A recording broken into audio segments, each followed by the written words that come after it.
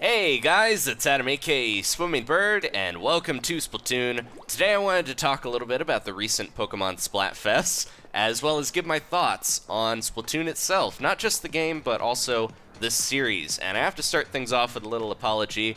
As you can probably hear, I've been sick recently. Sound a little less like a squid kid and a little more like old Captain Cuttlefish over there. How you doing, you old creep? Still peeping on kids, I see.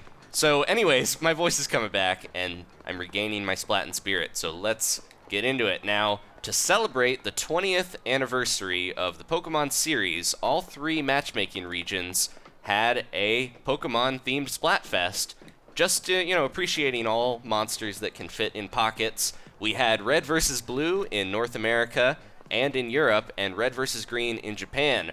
Now, this was awesome to see. The Pokemon Company has been a little stingy with having crossovers and things like that. If you've seen Super Mario Maker, the amiibos weren't as fleshed out for the Pokemon ones, the little costumes and things like that. But they've been doing the Splatfest recently. They had the little costumes in Mario Maker of the starter Pokemon. Lots of cool stuff to celebrate that long-lived Nintendo series.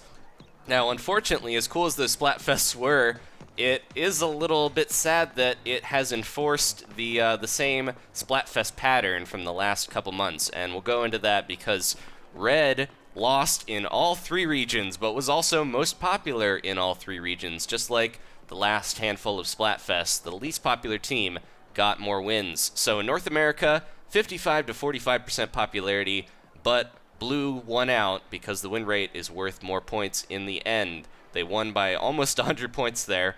In Europe, pretty similar, but the popularity gulf was even bigger, and the win rates were closer, but still, didn't matter.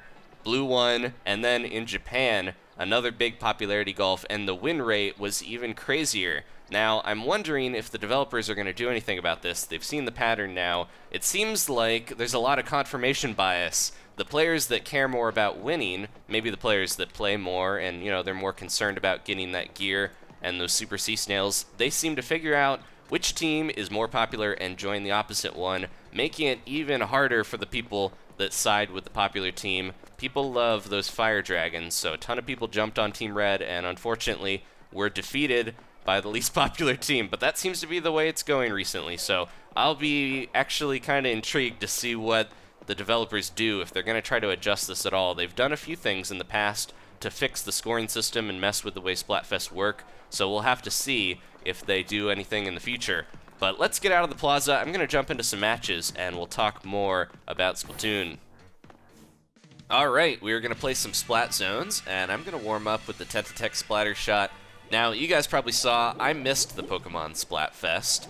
I wasn't able to stream or record. Unfortunately, my grandfather passed away recently, and the day of his funeral was the day of the Splatfest, so I spent some time with family, caught an illness while I was making some memories with my family and enjoying their company. But I'm getting better, and hopefully won't miss any more Splatfests in the future. Now, Splatoon and Smash Brothers as well. Those are two games that I would really like to keep playing because I enjoy playing them. There's games that I want to get back to and new games coming out that I want to play as well, but Splatoon and Smash, I feel like, as long as you guys are enjoying watching them, I still enjoy playing them, and there's lots of stuff to do. I still want to get up to S rank. I'd like to finish up the amiibo missions, stuff like that. There's the killer whale that killed me. Or wait, that's a different one. They got two of them on their team. Either way, though, I want to keep playing Splatoon. And I've got some stuff in mind, not just trying to do the things I mentioned, but I've also got some other stuff that I'd like to try.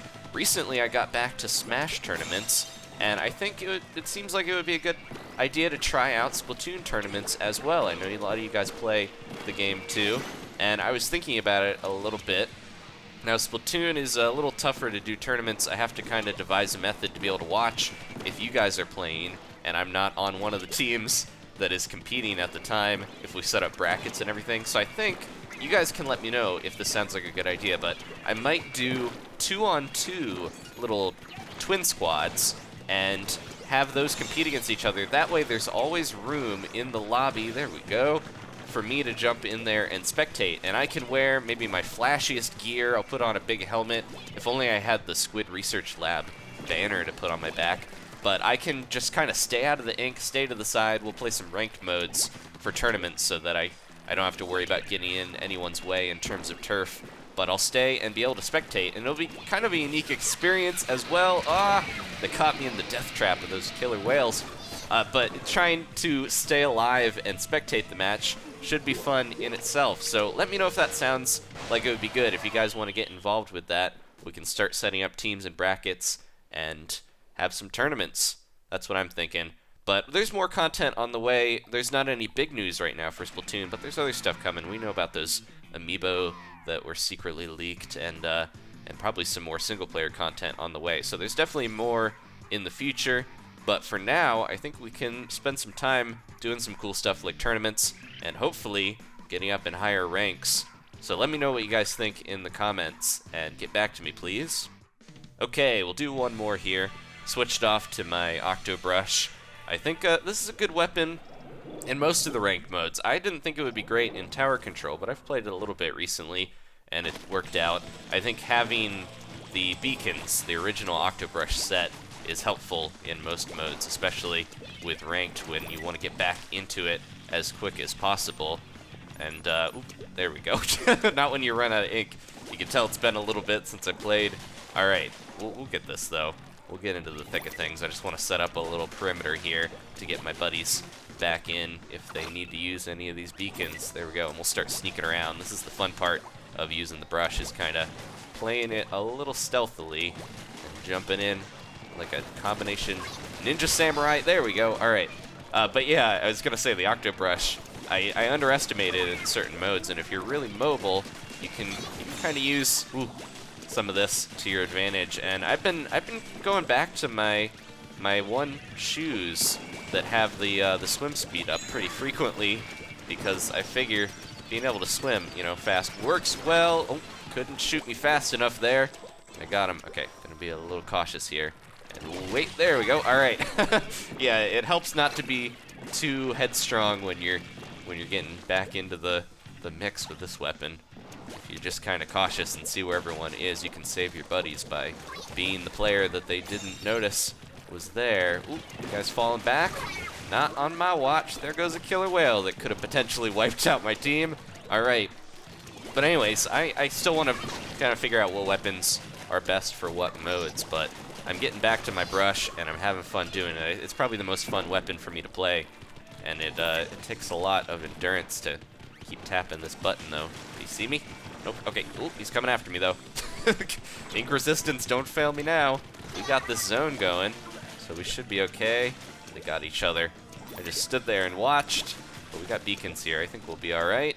That is all she wrote. All right, guys. Pretty quick episode today. I really wanted to just talk about the Splatfest and mention that I want to try to do some new stuff with Splatoon to keep it fresh in the gap between content here while we're waiting for more news about what is coming out. So again, let me know in the comments if you have suggestions about tournaments and stuff like that. We'll try to get that set up here pretty soon. And that's all for today. Thank you guys so much for watching. Please leave a like if you enjoyed this, and I'll see you next time for some more.